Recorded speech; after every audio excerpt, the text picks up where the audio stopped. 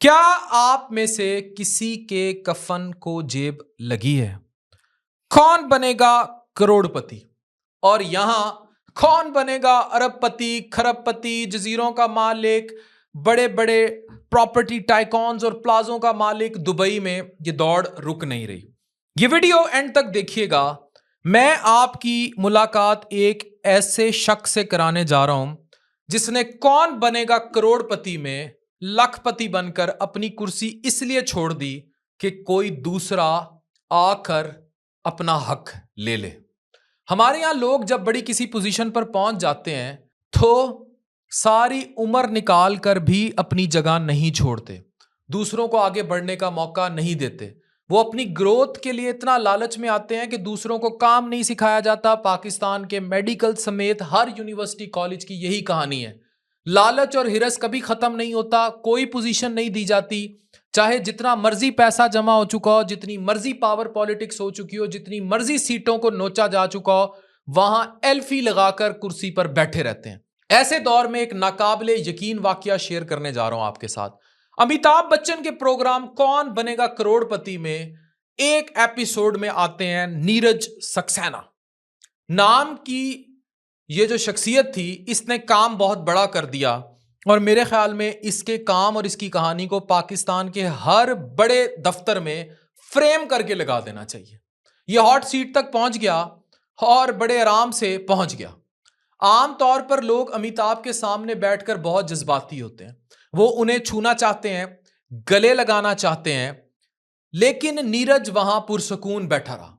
ना कोई चीख थी, ना कोई रक्स था, ना ही अमिताभ को गले लगाया। जब उसका तारुफ हुआ तो मालूम हुआ कि वो एक साइंटिस्ट हैं, पीएचडी की डिग्री रखते हैं और कलकत्ता की एक यूनिवर्सिटी के वाइस चांसलर हैं। उन्हें डॉक्टर एपीजे अब्दुल कलाम के साथ काम करने का भी शर्फ हासिल हो चुका है। नीरज ने ऑडियंस के पोल का इस्तेमाल करते हुए भरपूर कॉन्फिडेंस के साथ गेम का आगाज किया। उसने हर सवाल का आसानी से जवाब दिया और उसकी जहानत हैरान कुन थी। उसने ब्रेक से पहले 3.2 लाख रुपए और इसके साथ कोई बोनस भी जीत लिया था। ब्रेक के बाद अमिताभ ने अगले सवाल पेश करते हुए कहा, ठीक है डॉक्टर, अब 11वां सवाल आ रहा है, ये है। लेकिन उसी वक्त नीरज ने शो रोक दिया। उसने कहा, सर मैं छोड़ना चाहता हूं। अमिताभ हैरान हो गया कि एक कॉन्टेस्टेंट जो इतना अच्छा खेल रहा है, जिसने अभी 3 लाइफ लाइन्स उसकी पड़ी हैं, यानी कि वो मुख्तलिफ हेल्प्स लेकर और जवाब दे सकता है और अपनी सलाहियत से वो आसानी से 1 करोड़ रुपया जीत सकता है, वो गेम क्यों छोड़ रहा था? नीरज ने पुरसुकून होकर जवाब दिया, यहां दूसरे मुकाबला करने वाले इंतजार कर रहे हैं और वो मुझसे छोटे हैं। यह बात आपको आज तक समझ नहीं आई कि आपने मरना है, कब्र में जाना है। There is a lot more generation waiting in queue for that seat. और उन्होंने लाखों साल उस पोजीशन के लिए स्ट्रगल की थी, लेकिन वो मौका नीरज देगा, आप नहीं देंगे। उसने कहा कि मैं पहले ही अच्छी रकम जीत चुका, मैं महसूस करता हूं कि जो मेरे पास है वो काफी है। मेरे शमशान घाट में मेरे साथ पैसे नहीं जलाए जाएंगे, काफी था उसके लिए, मजीद की जरूरत नहीं। अमिताभ तो एकदम गंग हो गए। पूरा स्टूडियो एक लम्हे के लिए खामोश हो गया। पहले तो किसी को समझ नहीं आई, इस नफसा नफसी के दौर में जहां लोग गोश्त नोच रहे हैं, उसने पैसे कैसे छोड़ दिए। और फिर सबने खड़े होकर देर तक तालियां बजाई और उसे खराजे तहसीन पेश किया नीरज को। अमिताभ के बड़े क्लियर रिमार्क्स थे कि आज आपसे बहुत कुछ सीखने को मिला। इतने शाइस्ता शख्स से मिलना नायाब है और हमारी खुशकिस्मती है। सच में इतना बड़ा मौका होने के बावजूद नीरज के पीछे हटने और दूसरों के खेलने का मौका देने का फैसला नीरज ने काया पलट दी। अमिताभ वॉज प्रेज्ड कि मैंने जिंदगी में एक ऐसा शख्स देखा। आप अब हैरान होंगे, जब नीरज सक्सेना कुर्सी से उठता है तो उसके जाने के बाद एक नौजवान लड़की हॉट सीट पर आती है। जब आप अपनी कुर्सी से उठेंगे, कोई और पूरी जिंदगी की स्ट्रगल किया उस कुर्सी पर आएगा। उसने अपनी कहानी शेयर की कि मेरे वालिद ने हमें इसलिए निकाल दिया कि हम 3 बेटियां हैं, अब हम एक आश्रम में रहते हैं।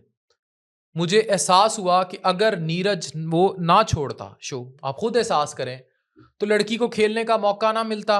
उसकी कुर्बानी की वजह से उसे मौका मिला, चंद पैसे उसने कमा लिए।